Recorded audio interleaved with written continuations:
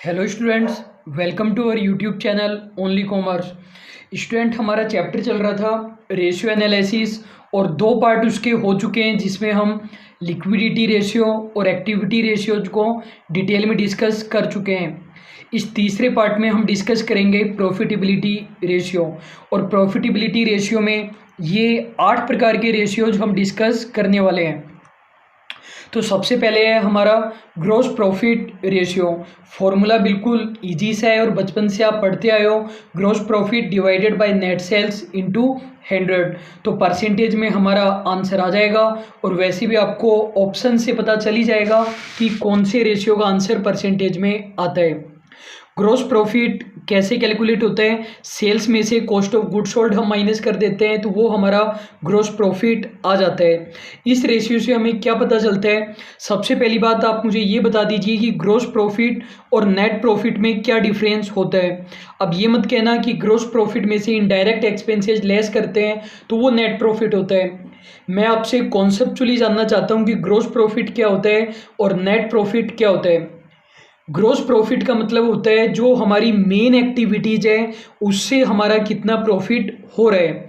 Gross profit का मतलब है मेन एक्टिविटीज से हमारा प्रॉफिट हो रहा है और बिजनेस को ऑपरेट करने के जो अदर एक्सपेंसेज हैं उनको हमने कंसीडर नहीं किया है। केवल जो डायरेक्टली एक्टिविटीज से रिलेटेड है उन्हीं को ही हमने कंसीडर किया है।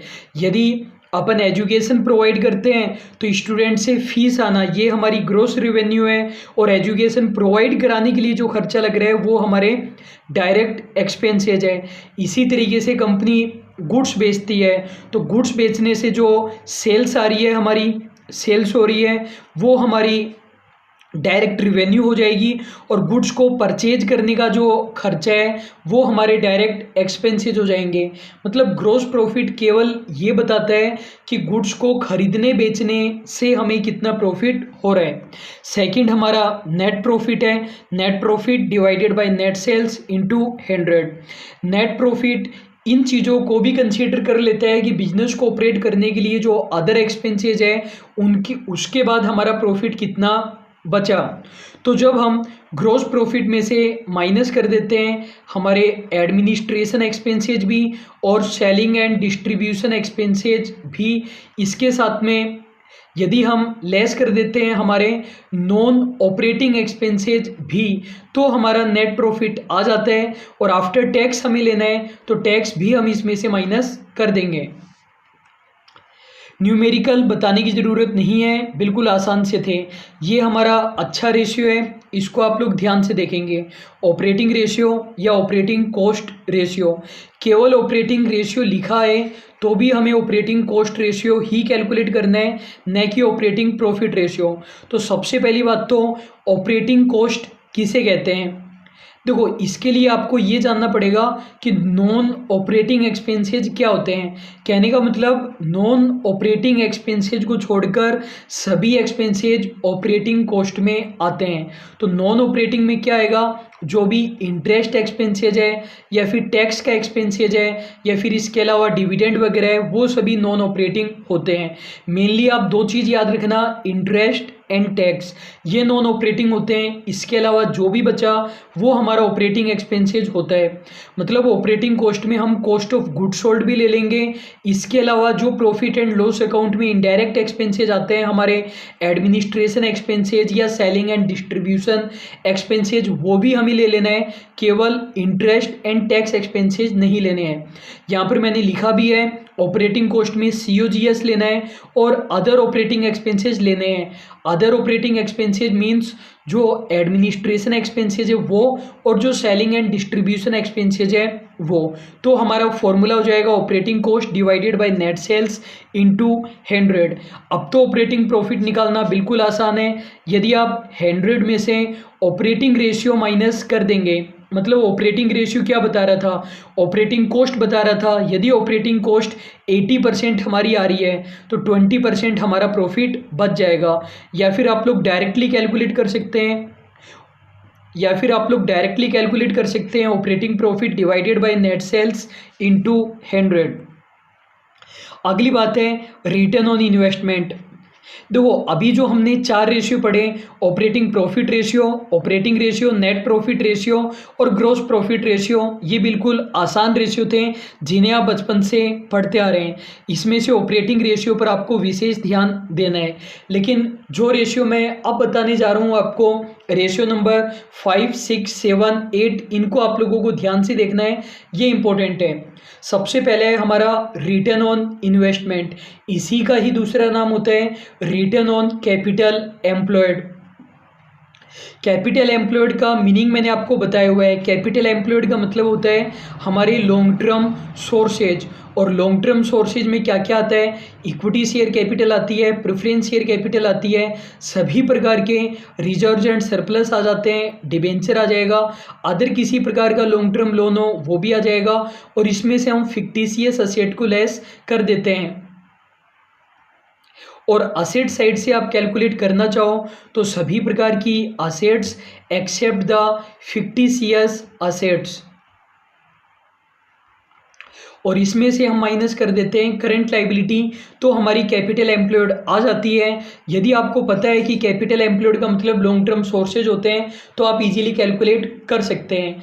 यहाँ पर हमें capital employed average capital employed लेनी होती है। एवरेज कैपिटल एम्प्लॉयड का मीनिंग मैंने आपको बताया था, opening capital employed plus closing capital employed divided by 2, या फिर opening capital employed plus half current year net profit, या फिर closing capital employed minus half current year net profit, और ऊपर हमें EBIT लेना है। तो फॉर्मूला हमारा EBIT upon average capital employed into 100 हो जाएगा। लेकिन यहाँ पर हमको समझने की ज़रूरत है, ROI काफ़ी ज़्यादा इंपॉर्टेंट है। ROI को हमने कॉस्ट ऑफ कैपिटल में भी काम में लिया था, कैपिटल बस्टिंग में भी काम में लिया था। तो आप लोग लॉजिक समझिए कि ऊपर हम EBIT ही क्यों ले रहे हैं, हम लोग अर्निंग बिफोर टैक्स क्यों नहीं ले रहे, या अर्निंग आफ्टर टैक्स क्यों नहीं ले रहे, या फिर अर्निंग आफ्टर प्रेफरेंस डिविडेंड क्यों नहीं ले रहे, या फिर अर्निंग आफ्टर इक्विटी डिविडेंड हम क्यों नहीं ले रहे हैं, ये आपको समझना है। तो देखो मान लीजिए किसी कंपनी का रिटर्न ऑन इन्वेस्टमेंट आ रहा है 10% आ रहा है, किसी कंपनी का रिटर्न ऑन इन्वेस्टमेंट आ रहा है 10%। अब ये रिटर्न ऑन इन्वेस्टमेंट आप मुझे ये बताइए, ये हमने किसके लिए कैलकुलेट किया है। फिर से बताता हूँ, मान लीजिए कि कैपिटल एम्प्लॉयड है हमारी 1 लाख है कैपिटल एम्प्लॉयड, और जो रिटर्न ऑन इन्वेस्टमेंट है वो है 10,000, कहने का मतलब 10%। अब मैं आपसे ये जानना चाहता हूँ कि ये जो ROI हमने कैलकुलेट किया है 10%, ये हमने इक्विटी शेयर होल्डर्स के लिए कैलकुलेट किया है, या प्रेफरेंस शेयर होल्डर के लिए कैलकुलेट किया है, या डिबेंचर होल्डर के लिए कैलकुलेट किया है, या फिर सभी लॉन्ग टर्म सोर्स प्रोवाइडर्स के लिए कैलकुलेट किया है।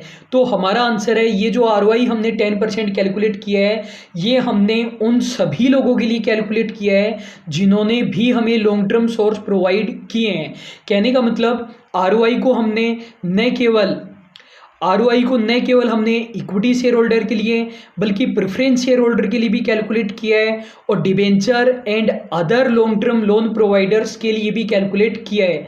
तो ये आपको समझ में आ गया है कि ROI हम सभी लॉन्ग टर्म सोर्स प्रोवाइड करने वाले होल्डर्स के लिए कैलकुलेट कर रहे हैं।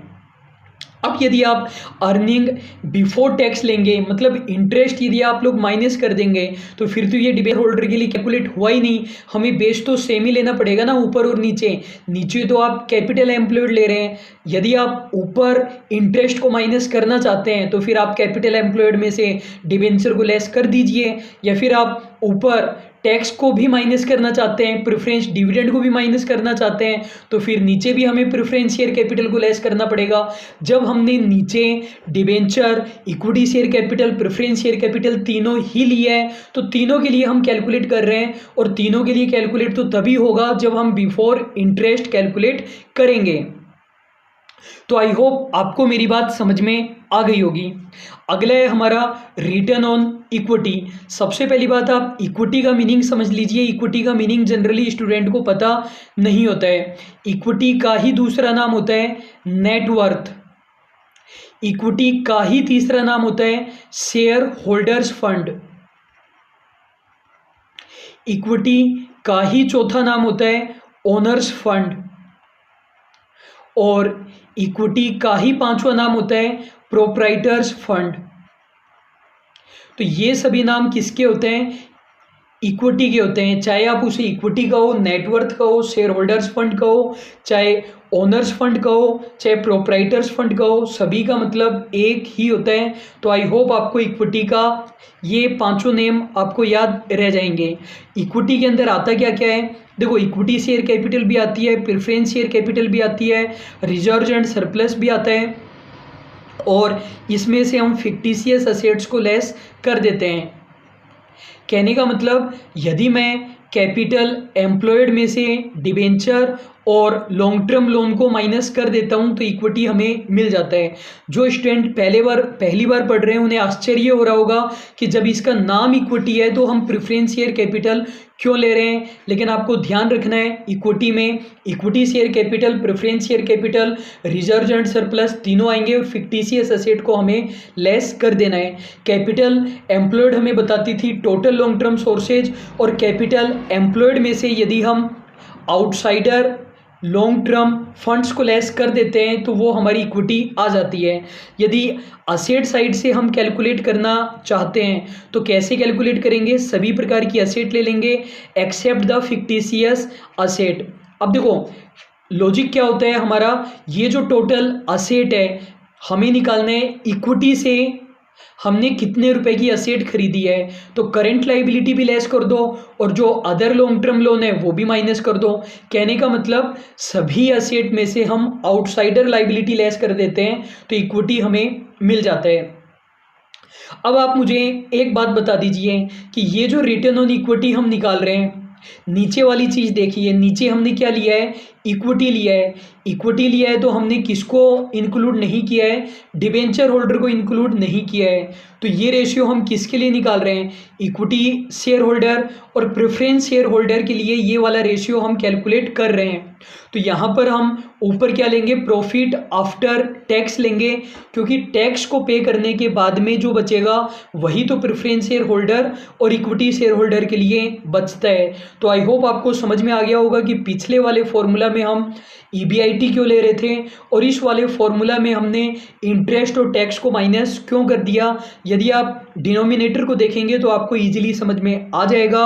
आरओआई को हम debenture holder, equity share holder, preference share holder तीनों के लिए कैलकुलेट कर रहे थे, जबकि रिटर्न ऑन इक्विटी हम केवल और केवल equity and preference share holder के लिए कैलकुलेट कर रहे हैं। क्वेश्चन वगैरह हम एक साथ देख लेंगे।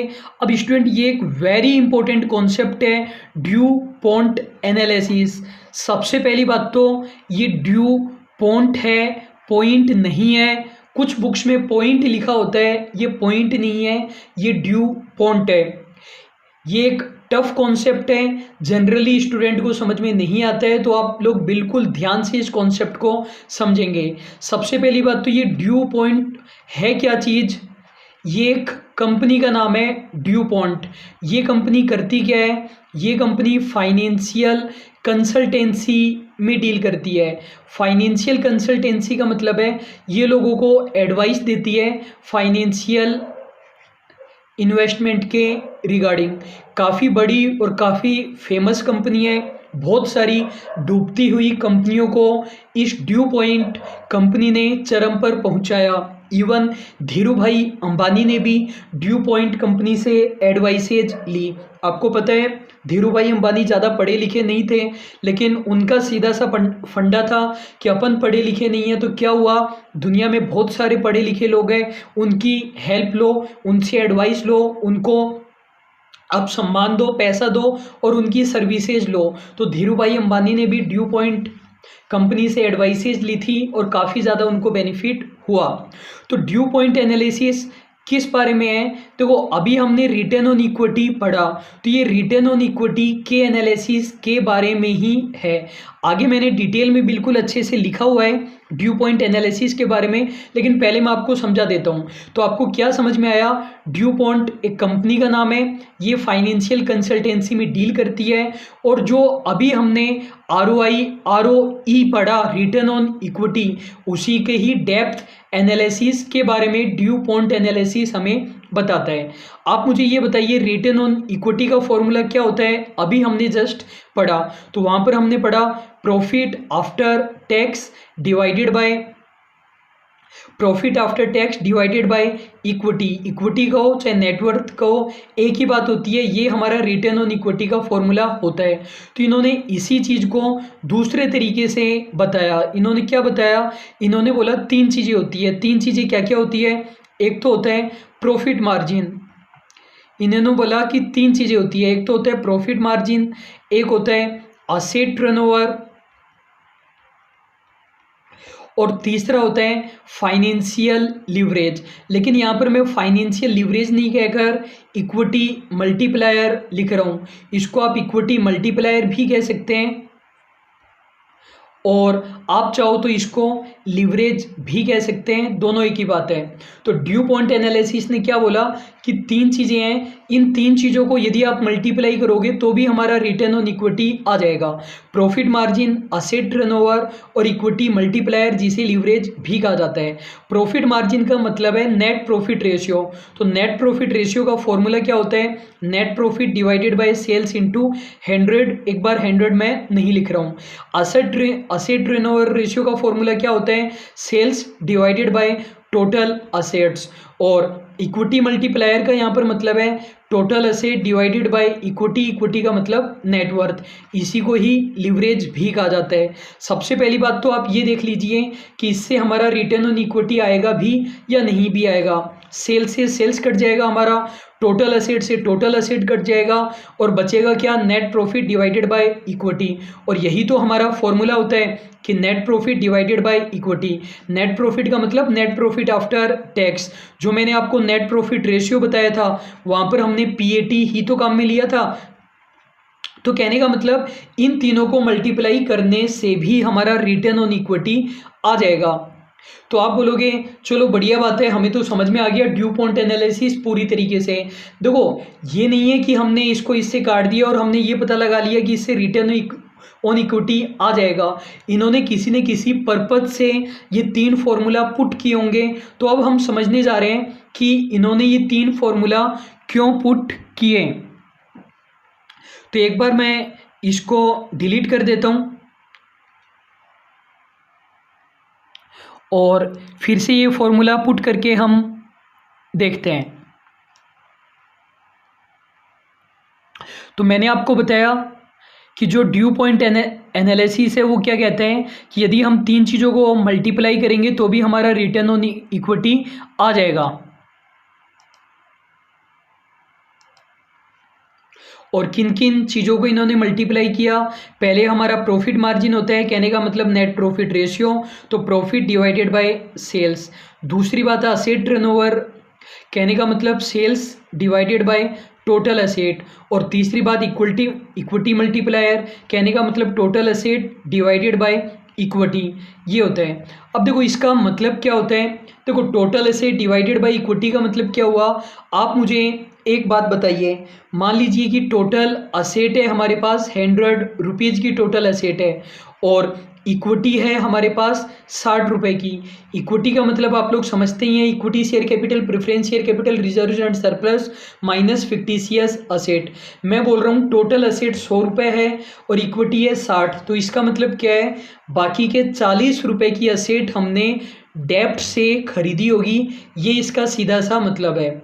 100 रुपये की टोटल असेट है, 60 यदि हमने इक्विटी से खरीदी है तो बाकी की 40 हमने किससे खरीदी होगी, हमने डेप्ट से खरीदी होगी। अब आप मुझे एक बात और बता दो कि कब कंपनी ज़्यादा फायदे में रहेगी। पहली सिचुएशन तो ये है टोटल असेट 100 और इक्विटी 60। दूसरी सिचुएशन ये है टोटल असेट 100 और इक्विटी 40। तीसरी सिचुएशन ये है टोटल असेट 100 और इक्विटी 30।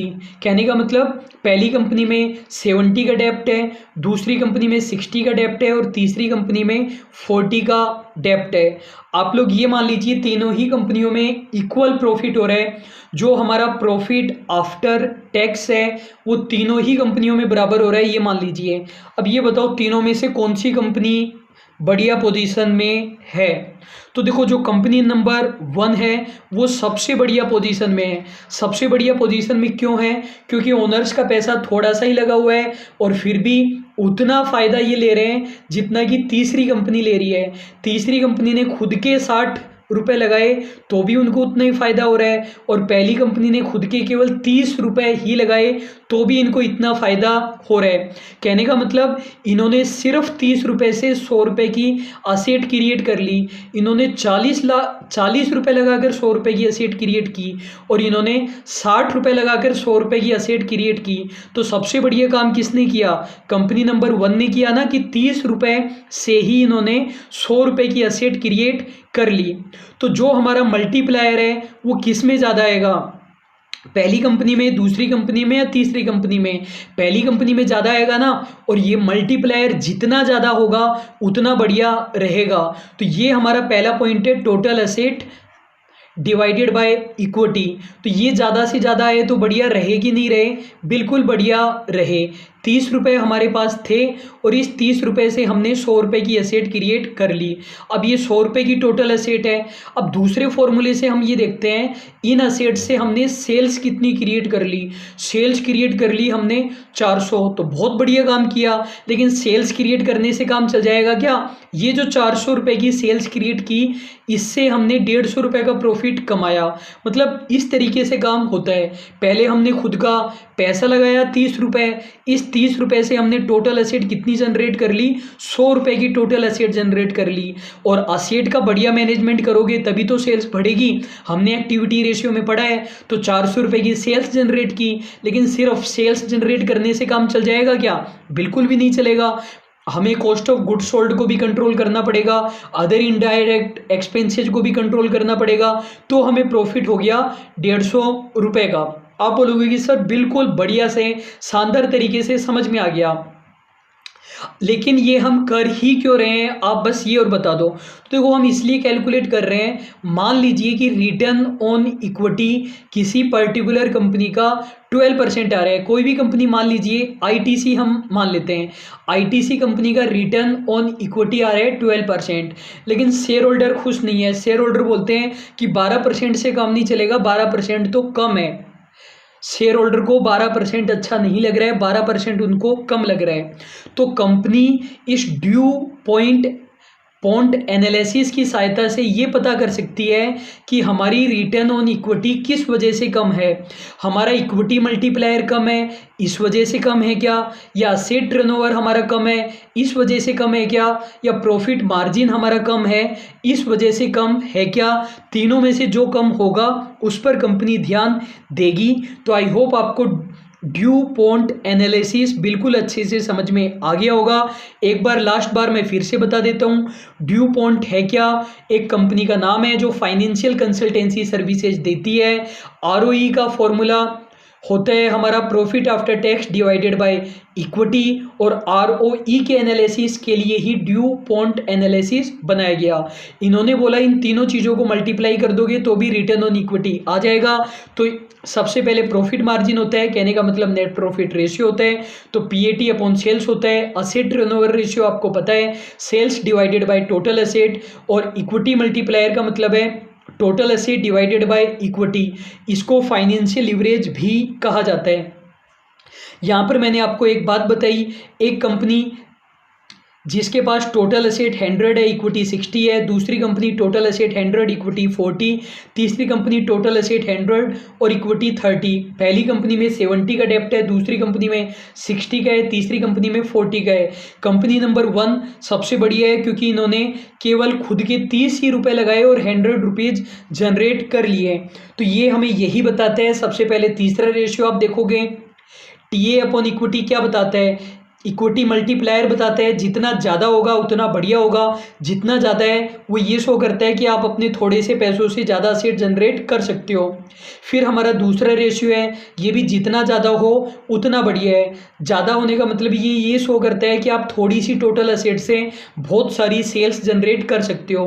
फिर ये हमारा रेशियो है, ये रेशियो जितना ज़्यादा होगा उतना बढ़िया है। ये शो करता है अगर ये रेशियो ज़्यादा है 20%, 30%, 40%, ये कहते हैं कि आप अपनी थोड़ी सी ही सेल्स से ज़्यादा प्रॉफिट कमा रहे हैं। अब एक बार हम थ्योरी देख लेते हैं। Due point analysis is an extended examination of return on equity. तो ये किसके लिए काम में लिया जाता है? रिटर्न ऑन इक्विटी के लिए काम में लिया जाता है। कुछ लोग इसको ये कहते हैं कि ये रिटर्न ऑन इन्वेस्टमेंट के लिए काम में लिया जाता है। कहीं पर आपने पढ़ा भी होगा बीकॉम्स वगैरह की बुक में।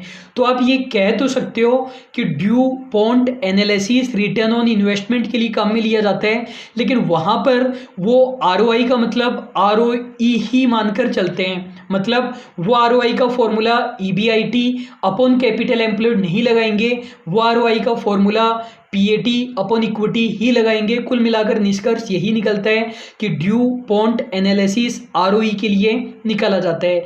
तीन चीज़ें इसमें होती है, net profit margin, asset turnover और फाइनेंशियल लीवरेज।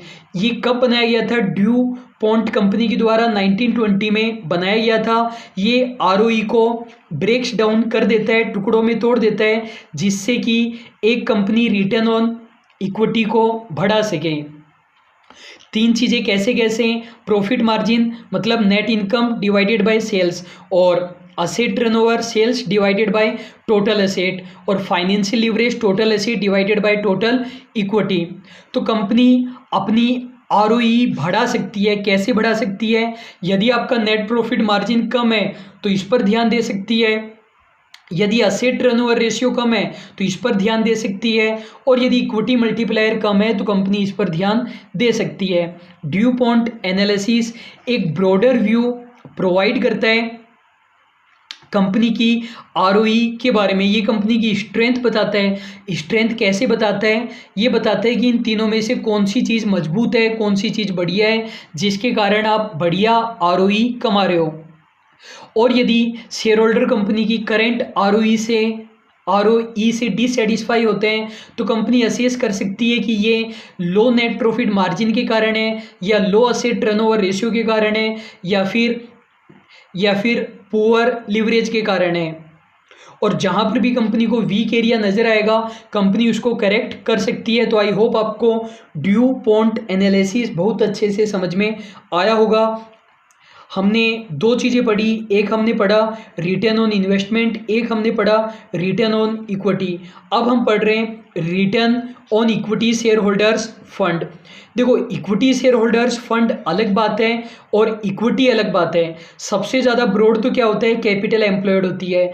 इससे छोटा क्या होता है? इससे छोटा इक्विटी होता है। और इससे भी छोटा क्या होता है? इक्विटी शेयर होल्डर्स फंड होता है। जो इक्विटी होता है उसे शेयर होल्डर्स फंड कहा जाता है, ओनर्स फंड भी कहा जाता है, प्रोप्राइटर्स फंड भी कहा जाता है। लेकिन अगर साफ साफ लिखा आ जाए इक्विटी शेयर होल्डर फंड तो वो इक्विटी की बात नहीं कर रहे हैं। कैपिटल एम्प्लॉयड में आपको पता है equity share capital, preference share capital, reserve and surplus minus fictitious assets. और कैपिटल एम्प्लॉयड में से आप डेप्ट and other long term loan minus कर देते हो तो इक्विटी आ जाता है। और इक्विटी में से भी आप यदि प्रेफरेंस शेयर कैपिटल भी माइनस कर देते हो तो वो इक्विटी शेयर होल्डर फंड आ जाता है। इक्विटी शेयर होल्डर फंड में क्या आएगा? केवल equity share capital, reserve and surplus और माइनस फिक्टिशियस असेट्स, ये आएगा। कहने का मतलब प्रेफरेंस शेयर कैपिटल हम नहीं ले रहे हैं। तो कहने का मतलब ये जो हम कैलकुलेट कर रहे हैं return on equity share holders fund, ये हम किसके लिए कैलकुलेट कर रहे हैं? जो आरओआई था वो हम इक्विटी, प्रेफरेंस और डिबेंचर होल्डर सभी के लिए कैलकुलेट कर रहे थे।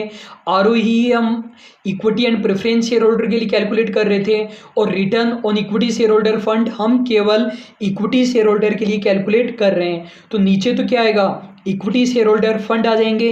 आपको एवरेज पर ध्यान देने की ज़रूरत नहीं है क्योंकि क्वेश्चन जनरली ओपनिंग वैल्यू नहीं देता है, केवल क्लोजिंग वैल्यू ही देता है कि तो नीचे तो इक्विटी शेयर होल्डर फंड आ जाएंगे, और ऊपर क्या आएगा?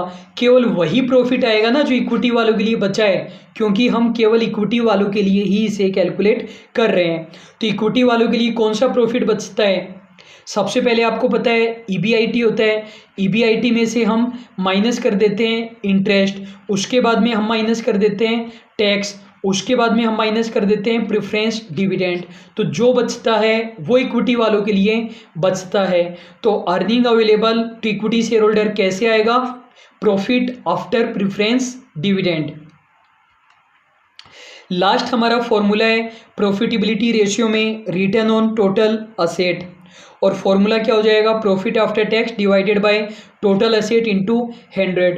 टोटल एसेट में फिक्टिशियस एसेट्स को नहीं लेना है और नॉन ट्रेड इन्वेस्टमेंट को भी जनरली नहीं लेते हैं।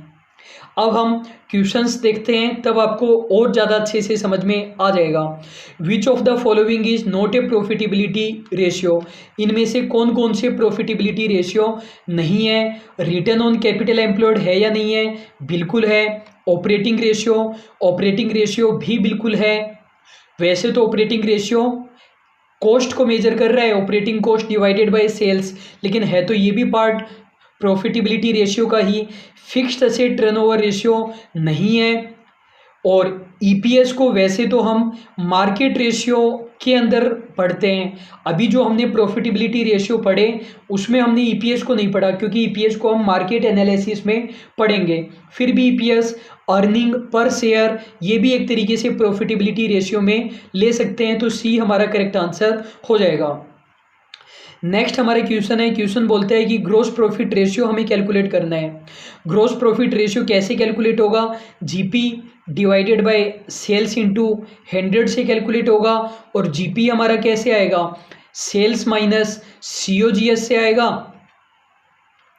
और क्या क्या हमें दे रखा है, सेल्स दे रखी है 1 लाख और सेल्स रिटर्न दे रखी है 10,000। तो कहने का मतलब सेल्स हमारी कितनी हो गई, 90,000 हो गई। और सीओजीएस हमारा कितना आएगा, देखो सीओजीएस कैसे आएगा, ओपनिंग स्टॉक हमारा कितना है 20,000। आप इसको कॉन्सेप्चुअली समझना, शुरुआत में हमारे पास 20,000 रुपये का गुड्स था, फिर हमने 60,000 रुपये का गुड्स और ख़रीद लिया, उसमें से 15,000 रुपये का गुड्स हमने वापस भी कर दिया। तो ईयर एंड पर हमारे पास कितने रुपए का गुड्स बचना चाहिए, ईयर एंड पर हमारे पास गुड्स बचना चाहिए 65,000 रुपये का, लेकिन गुड्स तो केवल कितना बचा हुआ है, गुड्स तो केवल 5,000 रुपये का ही बचा हुआ है। तो कहने का मतलब 60,000 रुपये का गुड्स हमने बेच दिया, तो 60,000 हमारी सीओजीएस आ जाएगी। तो जीपी हमारा कितना आ गया 30,000। और सेल्स हमारी कितनी है 90,000। नेट सेल्स हमें लेना है, इंटू 100 आप करोगे तो 33.33% हमारा आंसर आ जाएगा। एग्जाम में ध्यान रखना 30% मत कर देना। नेक्स्ट हमारा क्वेश्चन है, मैच द फॉलोइंग्स, और ये सभी हमें दे रखे हैं। Debtors turnover ratio, proprietary ratio, operating ratio और acid test ratio. Proprietary ratio अभी तक हमने नहीं पढ़ा है, इसका फॉर्मूला होता है net worth divided by total asset, ये आगे हम पढ़ने वाले हैं। तो देखो डेटर टर्नओवर रेशियो किस में आएगा, solvency ratio, liquidity ratio, activity, profitability, तो ये आ जाएगा एक्टिविटी रेशियो में।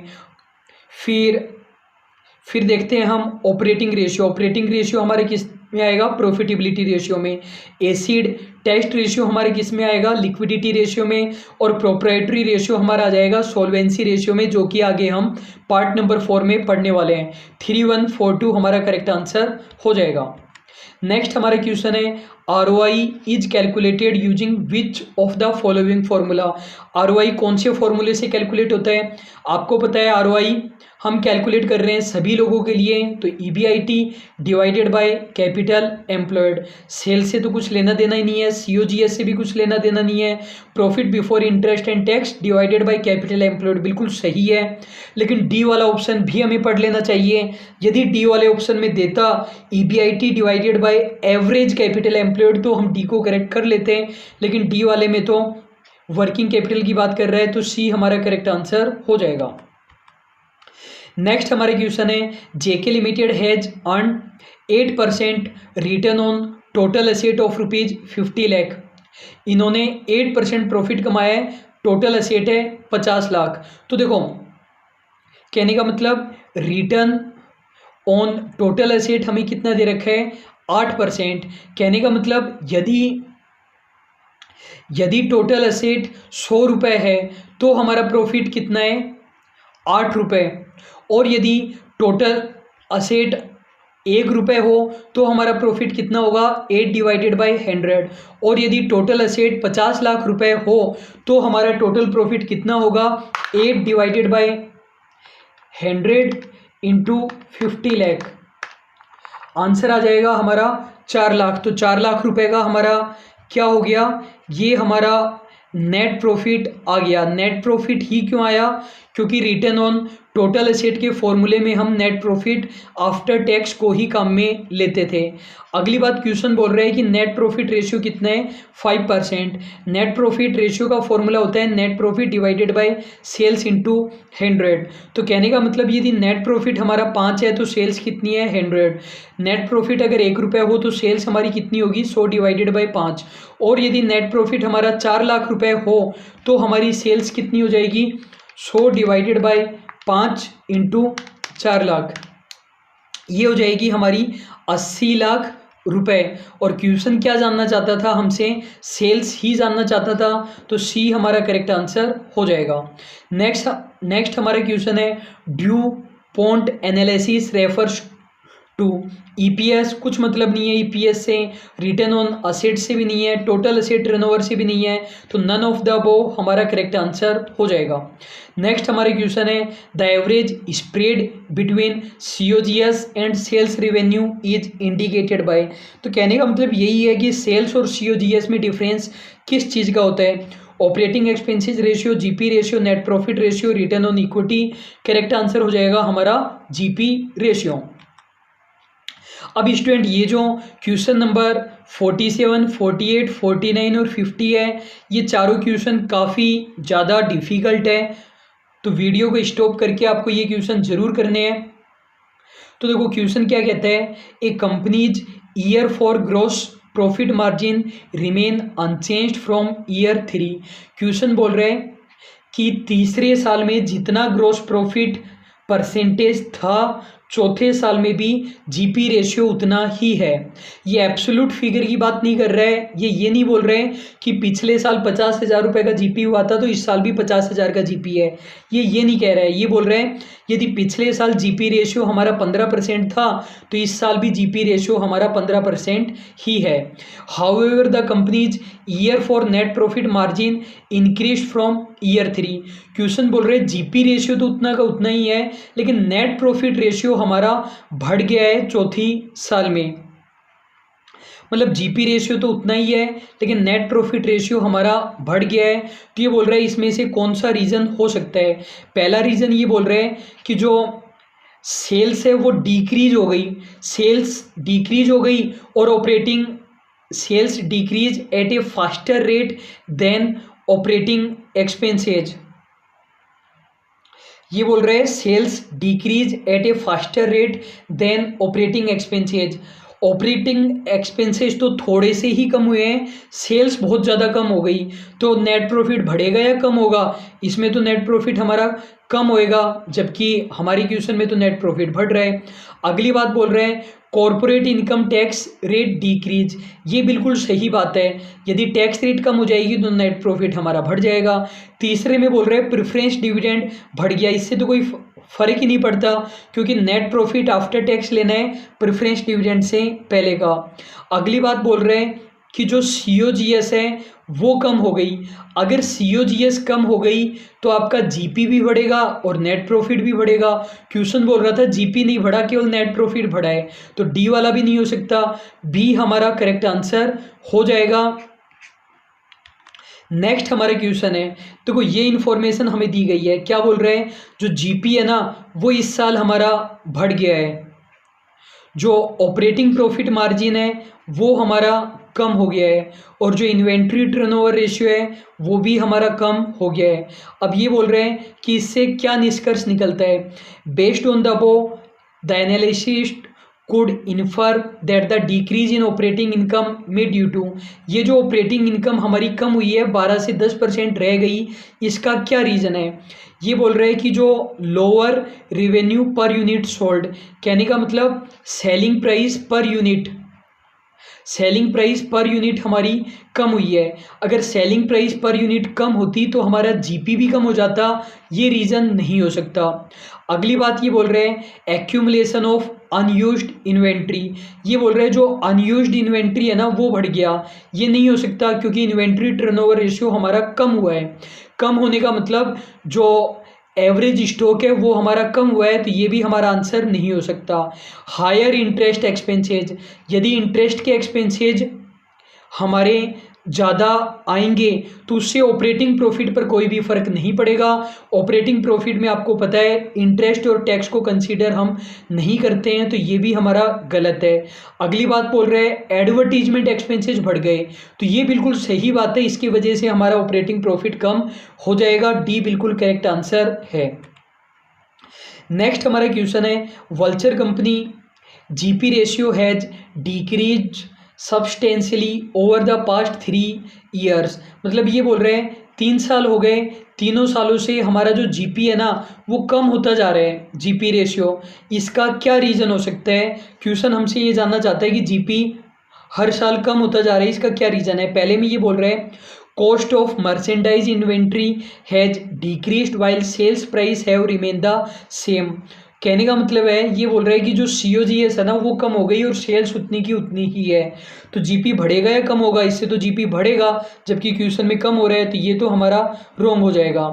दूसरे में ये बोल रहे हैं ending merchandise inventories higher than expected. ये बोल रहे हैं जो क्लोजिंग इन्वेंट्री है ना, क्लोजिंग स्टॉक वो ज़्यादा आ रहे हैं। क्लोजिंग स्टॉक ज़्यादा आने की वजह से जीपी बढ़ेगा या कम होगा? आप देख लो ट्रेडिंग अकाउंट में क्लोजिंग स्टॉक किस साइड में आता है, प्रॉफिट साइड में आता है या एक्सपेंसेस साइड में आता है? प्रॉफिट साइड में आता है। तो क्लोजिंग स्टॉक बढ़ने से तो हमारा जीपी रेशियो बढ़ेगा, COGS कम आएगी, तो ये भी गलत हो गया। अगली बात ये बोल रहे हैं a physical count of merchandise inventory short missing inventory higher than expected. ये बोल रहे हैं गुड्स का जब हमने फिजिकल वेरिफिकेशन किया तब पता चला कि गुड्स कुछ ज़्यादा ही खो गया है, गुड्स ज़्यादा मिस हो गया है, इतना तो हमने एक्सपेक्ट ही नहीं किया था। तो गुड्स के खो जाने से जीपी बढ़ेगा या कम होगा?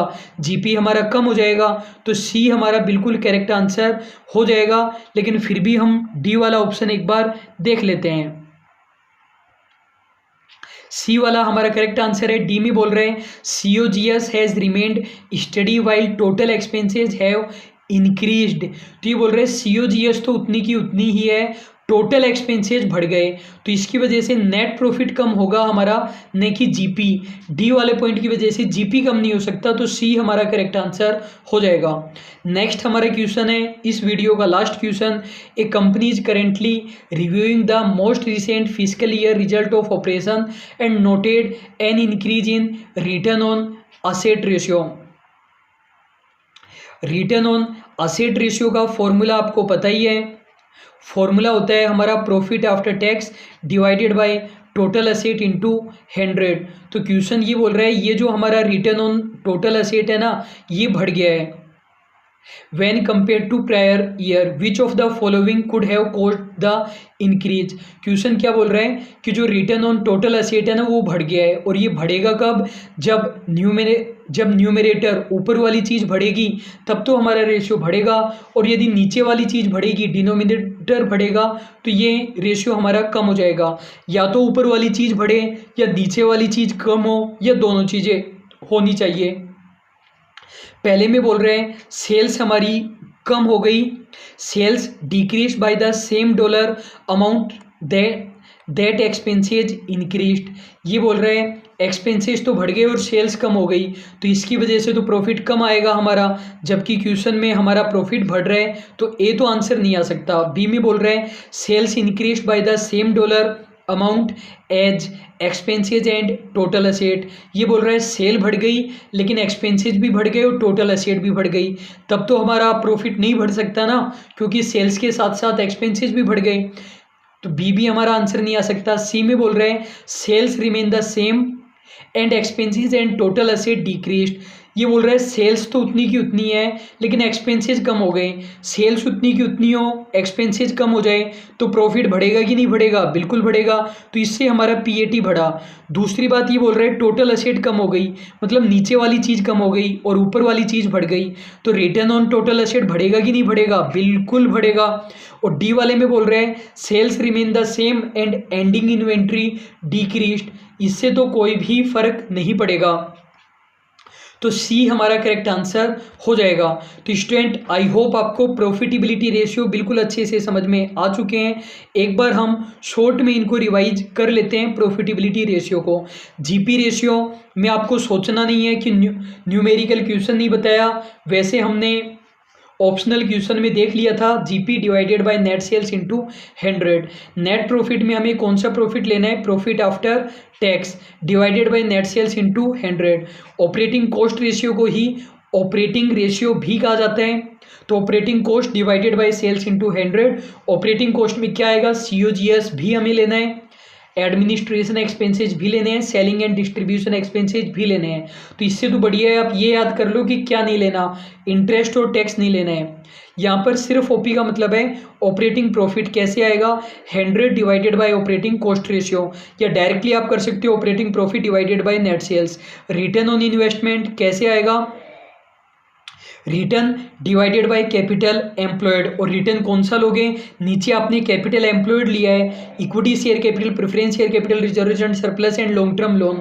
तो ऊपर आपको ईबीआईटी ही लेना पड़ेगा क्योंकि इक्विटी, प्रेफरेंस और डिबेंचर होल्डर सभी के लिए आप कैलकुलेट कर रहे हो। 6th point, return on equity कैसे आएगा, return divided by equity into 100। Equity में क्या आता है, equity, preference, reserve and surplus minus fictitious asset. तो रिटर्न ऑन इक्विटी को आप कैलकुलेट कर रहे हो equity and preference share holder के लिए, तो ऊपर आपको लेना पड़ेगा प्रॉफिट आफ्टर टैक्स।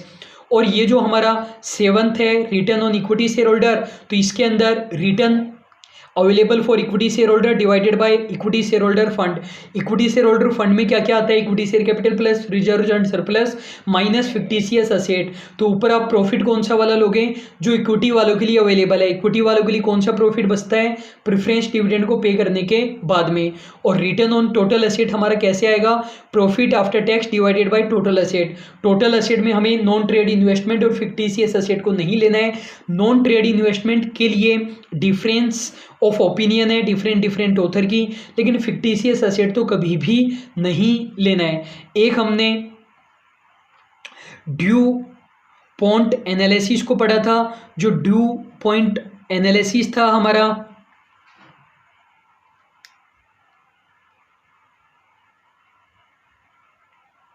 जो हमारा ड्यू पॉन्ट एनालिसिस था वो किसने दिया था, ड्यू पॉन्ट कंपनी ने दिया था, 1920 में दिया था, ROE के लिए दिया था। इन्होंने 3 चीज़ें बताई, एक तो जो नेट प्रॉफिट मार्जिन है उसको मल्टीप्लाई कर दो, असेट टर्नओवर रेशियो को मल्टीप्लाई कर दो, और लीवरेज को मल्टीप्लाई कर दो। लीवरेज को हम इक्विटी मल्टीप्लायर भी कहते हैं।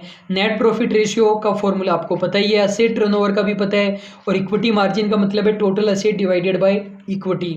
तो आई होप आपको ये वीडियो बिल्कुल अच्छे से समझ में आ चुका है। अभी के लिए बस इतना ही। Thank you so much.